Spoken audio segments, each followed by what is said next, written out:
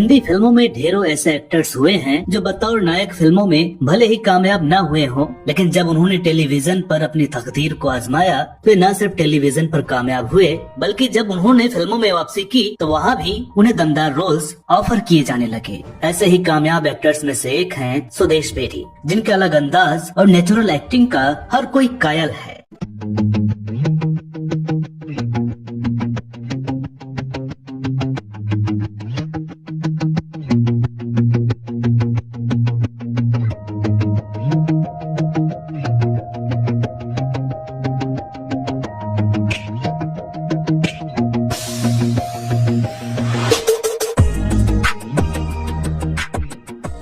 आज के वीडियो में हम बात करेंगे थिएटर की दुनिया से आए सुदेश बेरी के फिल्मी सफर और एक्टिंग करियर के बारे में, जो वास्तव में बहुत ही दिलचस्प है।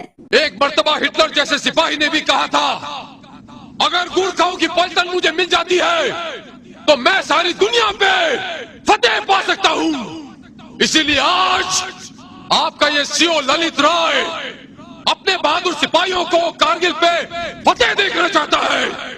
इन पाकिस्तानियों को पागल कुत्ते ने काटा है जो बॉर्डर क्रॉस करके यहाँ आएंगे। अरे जाएंगे पंजाब या कश्मीर जहाँ खुशहाली है, हरियाली है। जब गीदड़ की मौत आती है तो शहर की तरफ भागता है। अरे यहाँ कौन सा शहर है? मीलों उजाड़, बियाबान, रेगिस्तान, जहाँ साला ना चाहते हुए भी इंसान दिन में आधा किलो मिट्टी खा जाता है। छुट्टी लेकर मैं घर तक नहीं पहुंचा सर। आधे रास्ते से वापस सिर्फ अपनी कंपनी के साथ दुश्मनों का सामना करने के लिए आ गया, सिर्फ ये सुनने के लिए कि कमांड ने मुझे पीछे हटने का हुक्म दिया। मुझे गोली मार दीजिए सर, मगर मैं ये हुक्म मानने के लिए तैयार नहीं हूं। भैरव सिंह, ये धरती अगर तुम्हारी मां है तो मेरी भी मां है। हो सके तो मेरे बच्चे की मां को संदेशा पहुंचा देना, कहना मैं उसका गुनहगार हूं। इट्स ओके लाना, पैसे वाले तो लोगों का ईमान तक खरीद लेते हैं। तूने एक सच बेच दिया तो क्या हुआ? चल चल चल के रूम में बैठते हैं। उस लड़की की आवाज में इतना खौफ था, इतनी दहशत थी, मुझे नहीं लगता कि कोई इस तरह का मजाक हमसे कर सकता है। She is in trouble Srivastava.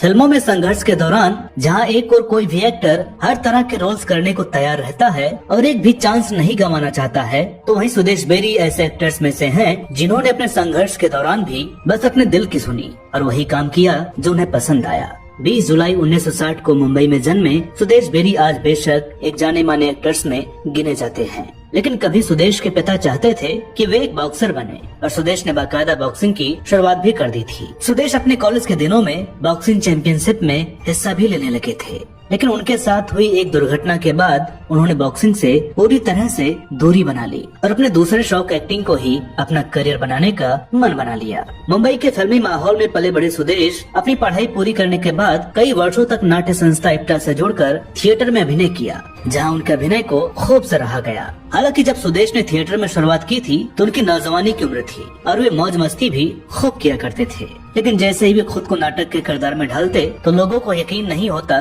कि ये वही मनमौजी लड़का है। सुदेश बताते हैं कि इस दौरान उन्होंने अपना पहला नाटक शबाना आजमी जी के साथ किया था, जिसका नाम था सफेद कुंडली, जिसमें उनके काम को देखकर वे कहती थी कि ये तो रॉ डायमंड है। बहरहाल ऐसी तारीफों के साथ साथ धीरे धीरे उन्हें नाटकों में मेन रोल्स मिलने लगे और सुदेश मुंबई थिएटर के एक मशहूर एक्टर हो गए। इसी दौरान वर्ष 1982 में इप्टा से जुड़े एक्टर्स और कुछ चर्चित चेहरों को लेकर एक फिल्म बनी जिसका नाम था तड़प, जो कुछ विवादित दृश्यों के कारण लगभग 8 वर्षों तक सेंसर बोर्ड में अटके रहने के कारण उनकी पहले फिल्म का दर्जा न पा सकी। भारत भूषण, नभेद निश्चल, विजेंद्र घाटगे और जरीना वहाब जैसे कई नामी एक्टर्स की इस फिल्म में सुदेश ने एक टपोरी नौजवान की भूमिका निभाई थी। हालांकि देर से रिलीज हुई इस फिल्म से पहले ही सुदेश वर्ष 1988 में आई फिल्म खतरों के खिलाड़ी से बड़े पर्दे पर अभिनय की शुरुआत कर चुके थे, लेकिन इस फिल्म से उन्हें कोई फायदा न मिल सका। इसके बाद आई फिल्म खून हिसाब का, वह फिल्म भी सफल न हो सकी। सुदेश इस दौरान भी थिएटर से जुड़े रहे क्योंकि उन्हें फिल्मों से भले फायदा न मिल रहा हो, लेकिन नाटकों में उन्हें लीड रोल ही मिला करते थे। एक दिन सुदेश मुंबई के पृथ्वी थिएटर में नाटक सैया भाई कोतवाल का मंचन कर रहे थे, जिसे देखने निर्देशक राजकुमार संतोषी जी के असिस्टेंट लतीफ बिन्नी भी आए हुए थे, जो कि खुद भी थिएटर से जुड़े हुए थे और सुदेश के काम को पहले भी देख चुके थे। उन्होंने सुदेश से पूछा कि हिंदी फिल्मों में काम करोगे? सुदेश ने जवाब दिया, हाँ क्यों नहीं करूँगा। होगा। लतीफ बिन्नी ने उसी दिन सुदेश को ले जाकर डायरेक्टर राजकुमार संतोषी और सनी देओल से मिलवा दिया। मजे की बात ये कि बिना किसी ऑडिशन के ही सुदेश को एक बार में ही सिलेक्ट भी कर लिया गया और इस प्रकार उन्हें घायल में काम मिल गया, जो वर्ष 1990 में रिलीज हुई और जबरदस्त कामयाब हुई। फिल्म घायल की कामयाबी के बाद सुदेश की इंडस्ट्री में एक पहचान बन गई और काम भी मिलने लगे। इस फिल्म के बाद बतौर नायक उनकी कुछ और फिल्में आईं, जिनमें घायल फिल्म के ही action master Pappu Verma shooting के दौरान सुदेश के काम को देखकर इतने प्रभावित हुए कि उन्होंने खुद के द्वारा निर्मित अपनी अगली फिल्म वंश में बतौर नायक सुदेश को साइन कर लिया। वर्ष 1992 में फिल्म वंश के साथ साथ सुदेश की अगली फिल्म युद्धपथ भी रिलीज हुई। हालांकि इन फिल्मों में सुदेश के काम को तो खूब पसंद किया गया, लेकिन इसका उन्हें फायदा न मिल सका। इसी दौरान उन्होंने बी.आर. चोपड़ा के कालजयी धारावाहिक महाभारत से टेलीविजन का रुख किया, लेकिन ढेरों नए पुराने एक्टर्स के बीच यादगार भूमिका निभाने के बावजूद भी बतौर एक्टर जिस सफलता की उनको चाहत थी वो अभी उनसे काफी दूर थी। महान कवि हरिवंश राय बच्चन जी की पंक्ति कोशिश करने वालों की हार नहीं होती से प्रेरित अपने काम को ईमानदारी और लगन से करते रहने वाले सुदेश को टेलीविजन पर असल पहचान मिली वर्ष 1992-93 में प्रदर्शित रोमांटिक धारावाहिक कशिश से। इसके बाद टेलीविजन और फिल्मों में एक साथ अपनी पकड़ बनाए हुए सुदेश ने ढेरों धारावाहिकों के साथ साथ एक के बाद एक कई बड़ी और सफल फिल्मों में दमदार भूमिकाओं के साथ अपनी उपस्थिति दर्ज कराई। दोस्तों, फिल्मों में सुदेश लीड रोल की जगह दमदार और चुनिंदा रोल्स को ज्यादा महत्व देते हैं, भले ही उनके रोल की लंबाई बहुत बड़ी ना होती हो। सुदेश कहते हैं, बॉलीवुड से मुझे पैसे नहीं कमाने हैं, इस जगह पर मेरे ग्रैंडफादर रहा करते थे, मैं यहीं पैदा हुआ हूँ, मेरी तो आबो हवा ही इंडस्ट्री के गर्भ 4 बंगले में है, तो मुझे किस बात की कमी है। दोस्तों, यहाँ हम बता दें कि मुंबई का 4 बंगला एरिया भी फिल्मी कलाकारों और टेक्नीशियन से भरा हुआ है, जहाँ सुदेश जी पले बड़े हैं। बॉर्डर, आर्मी, रिफ्यूजी, हिम्मत, माँ तुझे सलाम, LOC कारगिल, टैंगो चार्ली और सनम तेरी कसम जैसी ढेरों फिल्मों में सुदेश ने बतौर सहायक और चरित्र अभिनेता यादगार अभिनय किया है। कम लोगों को ही पता होगा कि JP दत्ता जी की फिल्म बॉर्डर में पहले उन्हें सनी देओल वाला रोल ऑफर हुआ था, जिसे उन्होंने इनकार कर दिया था और उसकी वजह भी बड़ी ही दिलचस्प है।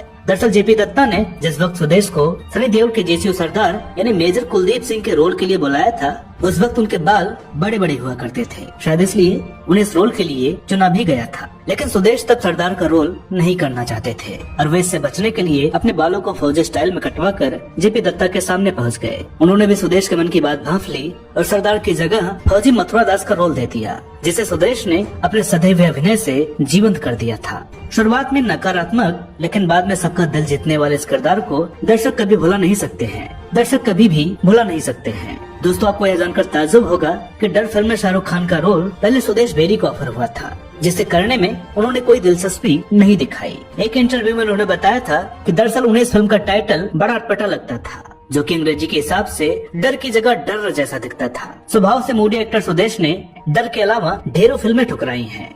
बताया तो यहाँ तक जाता है कि उन्होंने 2-4 नहीं लगभग 200 फिल्मों के ऑफर ठुकराए हैं। इस बात को लेकर सुदेश मजाक मजाक में कहते हैं कि मैं गर्लफ्रेंड और फिल्में नहीं गिनता। 200 के आंकड़े के बारे में तो मुझे पता नहीं, लेकिन 25-30 सालों में मेरे साथी कलाकार 200-300 से ज्यादा फिल्में कर चुके हैं, तो हो सकता है मैंने इतनी फिल्में रिफ्यूज कर दी हों। हिंदी के अलावा सुदेश ने पंजाबी और तमिल सहित अन्य भाषाओं की फिल्मों में भी काम किया है और आज भी एक्टिव हैं। टेलीविजन धारावाहिकों की बात की जाए तो महाभारत और कशिश के बाद सुदेश सस्पेंस आधारित धारावाहिक सुराग में इंस्पेक्टर भरत के रोल से उस दौर में घर घर में मशहूर हो गए थे। 90 के दशक में प्रसारित इस शो में बाएं हाथ से हर काम को करने वाले सुदेश की पर्सनालिटी और अंदाज में लोगों को यंग अमिताभ बच्चन की झलक भी देखने को मिला करती थी। सुदेश ने दूरदर्शन सहित विभिन्न चैनल्स पर दर्जनों धारावाहिकों में लीड रोल्स निभाए और ढेरों धारावाहिकों में सहायक और चरित्र भूमिकाओं को भी सफलतापूर्वक अभिनीत किया, जिनमें युग, अंदाज, अगले जन्म महे बिटिया ही की जो, बेगूसराय, आरजू,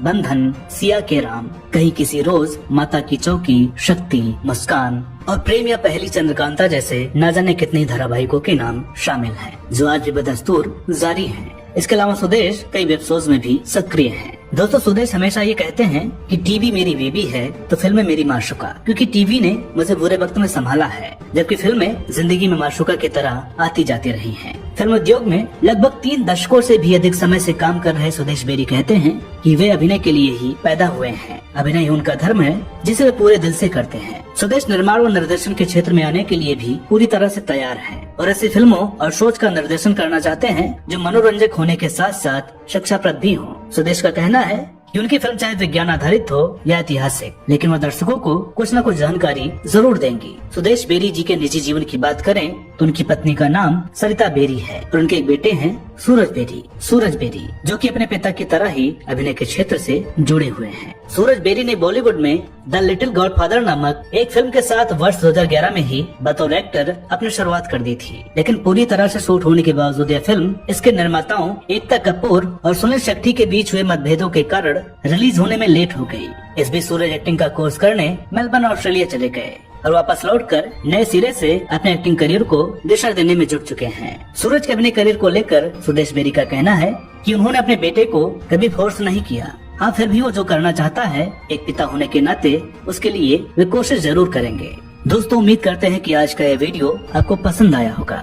वीडियो अगर अच्छी लगी हो तो प्लीज इसे लाइक करें, शेयर करें और चैनल पर नए हो तो प्लीज इसे सब्सक्राइब जरूर करें। मिलते हैं अगले वीडियो में एक और नई कहानी के साथ। तब तक के लिए नमस्कार।